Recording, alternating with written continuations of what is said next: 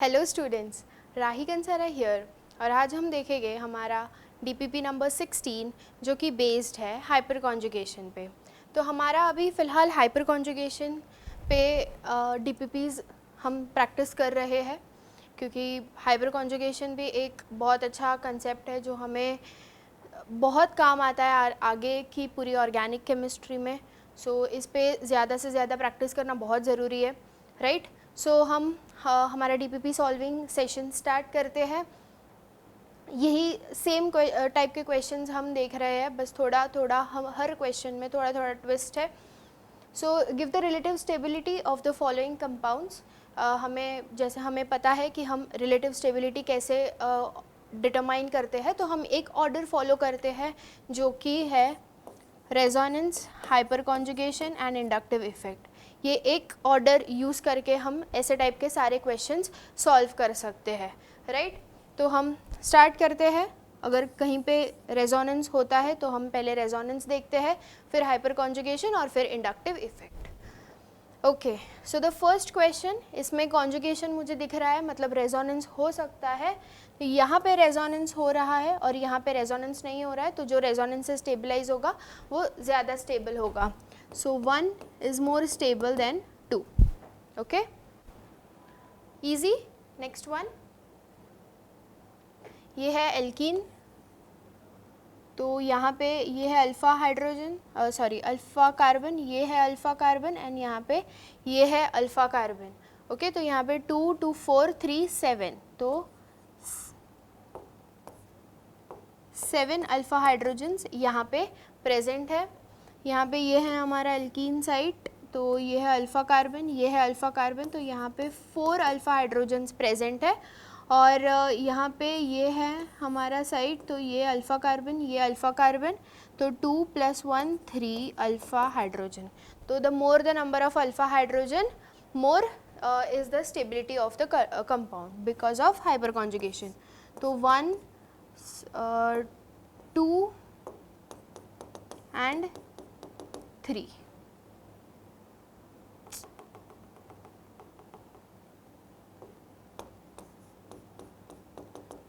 Okay, next.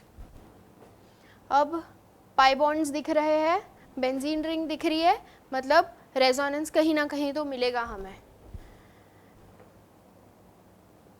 Conjugation है क्या वो देखना है डायरेक्ट, ठीक है। यहाँ पे ये कॉन्जुगेशन है, फिर यहाँ पे कॉन्जुगेशन ब्रेक हो रहा है, आगे है क्या, नहीं है। तो कॉन्जुगेशन सिर्फ यहाँ पे है, मतलब यहाँ पे रेजोनेंस प्लस हाइपर कॉन्जुगेशन है। ओके, यहाँ पे कॉन्जुगेशन, ओके, ये है पूरा, यहाँ पे पूरा कॉन्जुगेशन है, तो ये भी resonance plus hyper conjugation. Okay, आगे भी है।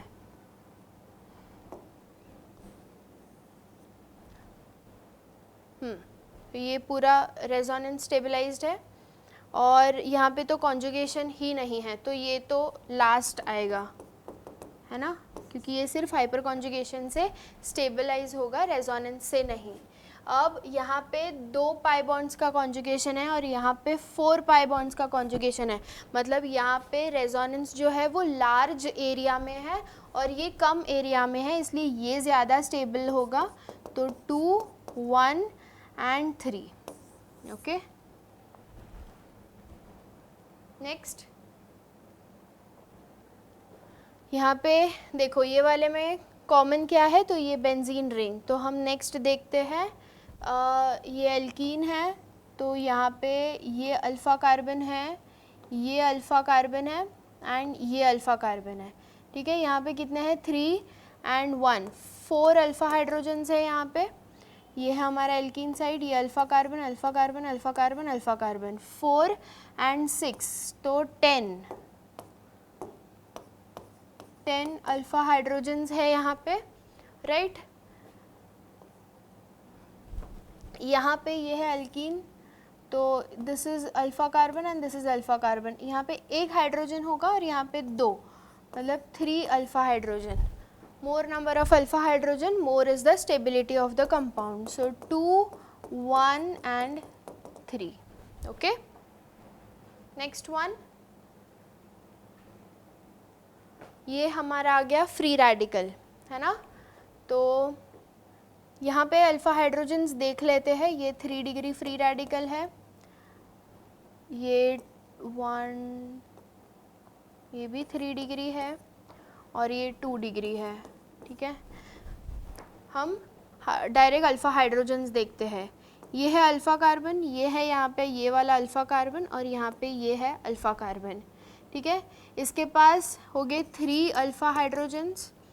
यहाँ पे अल्फ़ा कार्बन ये है, यहाँ पे ये है अल्फ़ा कार्बन एंड ये अल्फ़ा कार्बन, ओके।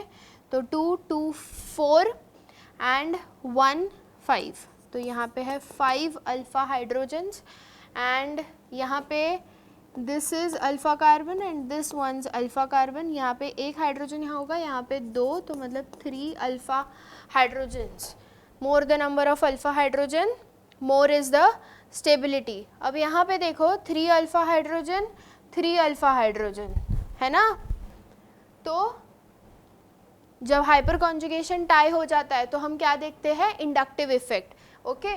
तो अब यहाँ पे देखो कि 3 साइक्लोहेक्सेन है, मतलब ये क्या करेंगे, प्लस आई इफेक्ट शो करेंगे एंड ये फ्री रेडिकल को स्टेबल करेंगे। यहाँ पे क्या है, ये पूरा ग्रुप है, ठीक है, ऐसे इतना ही ग्रुप है, या फिर हम बोल सकते हैं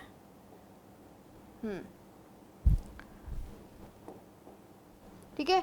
तो यहाँ पे ये वाला ग्रुप है, तो ज़्यादा प्लस आई इफेक्ट कौन अच्छे से शो करेगा, ये। सो पहले दिस 1, 2, फिर कौन सा स्टेबल होगा, ये, क्योंकि हाइपर कॉन्जुगेशन तो दोनों में था, बट यहाँ पे hyper conjugation plus inductive effect दोनों है और यहाँ पर सिर्फ हाइपर कॉन्जुगेशन है, ठीक है। इसलिए 2, 1 and then 3, okay. Next one alkyne, ठीक है। तो जब अल्काइंस आते हैं तो उसको भी हम अल्फ़ा हाइड्रोजन के बेस पे ही उसकी भी स्टेबिलिटी हम डिटरमाइन करेंगे। तो ये हो गया हमारा अल्फ़ा हाइड्रोजन, सॉरी अल्काइन। तो यहाँ पे 3, 3, तो 6 अल्फ़ा हाइड्रोजन्स एंड यहाँ पे है ये 2 अल्फ़ा हाइड्रोजन। तो कौन ज़्यादा है, मोर number of alpha hydrogen, more is the stability, okay. इसको हम ऐसे भी देखते हैं, ये इंटरनल अल्काइन है, ये टर्मिनल अल्काइन है। इंटरनल अल्काइंस ज़्यादा स्टेबल होते हैं as compare to terminal alkyne, okay. Next one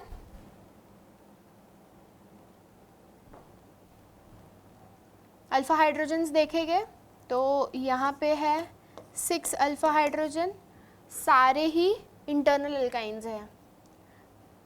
यहाँ पे अल्फ़ा कार्बन मतलब यहाँ पे 2 अल्फ़ा हाइड्रोजन्स है, यहाँ पे ये है अल्फ़ा कार्बन और यहाँ पे ये है alpha carbon 1 and 2, 3 alpha hydrogen and यहाँ पे है 4 alpha hydrogen. So more the number of alpha hydrogen, more will be the stability.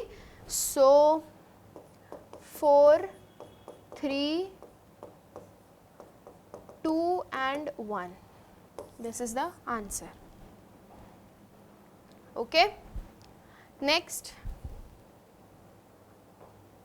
Alkyne है, तो ये है अल्फ़ा कार्बन, ये है अल्फ़ा कार्बन, ये है अल्फ़ा कार्बन एंड ये 4, 6 एंड 7 अल्फ़ा हाइड्रोजन्स है यहाँ पे और ये है यहाँ पे अल्कीन। तो ये भी अल्फ़ा कार्बन है, यहाँ पे ये भी अल्फ़ा कार्बन है, ये भी अल्फ़ा कार्बन है एंड ये भी अल्फ़ा कार्बन है, ओके। तो 1, 2, 3, 5 एंड 3, 8। तो यहाँ पे 8 अल्फ़ा हाइड्रोजन्स है। कौन ज़्यादा स्टेबल होगा,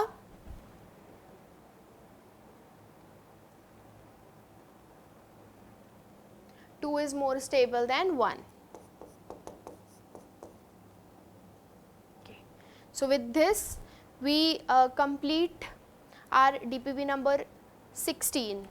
which was based on hyper conjugation. आगे और DPPs आएगी हाइपर कॉन्जुगेशन पे। ओके, तो ऐसे ही कुछ कुछ ट्विस्ट आएगा हर क्वेश्चन में। तो ऐसे ही आपको प्रैक्टिस करते रहना है, because practice makes man and women both perfect, right. So till then मिलते हैं नेक्स्ट DPP के साथ। Till then keep learning, keep studying. All the best, bye bye.